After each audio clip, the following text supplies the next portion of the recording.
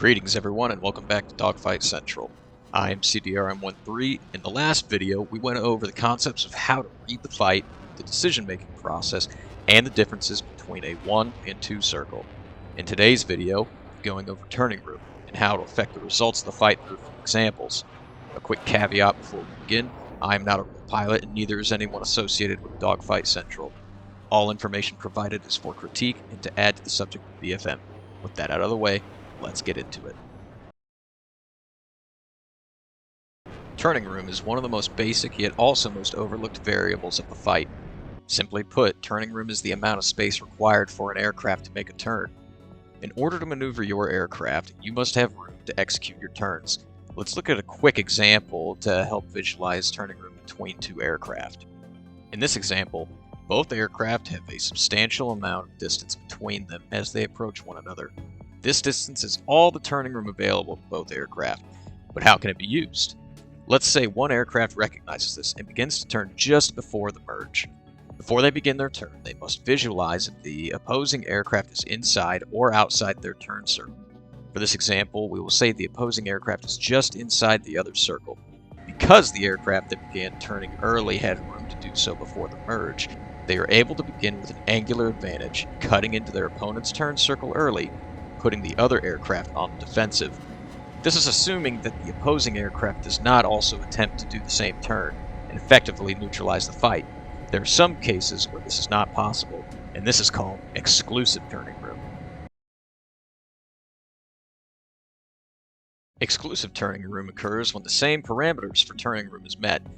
The difference, however, is with exclusive turning room, only one of the aircraft is able to take advantage of it. Ways that this can be generated is by diving below your opponent's nose before the merge, or using raised terrain to block or force your opponent to turn a certain direction that benefits you the most.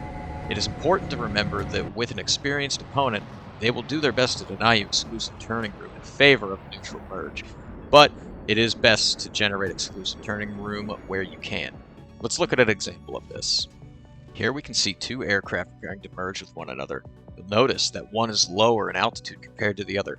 As both aircraft merge, they opt to go vertical with one another. However, because one started lower than the other, they're able to cut into their turn circle and get their nose on first. This is because exclusive turning room was generated, and by using the graph provided, you can see they had less distance to cover in their turn before getting their nose on their opponent.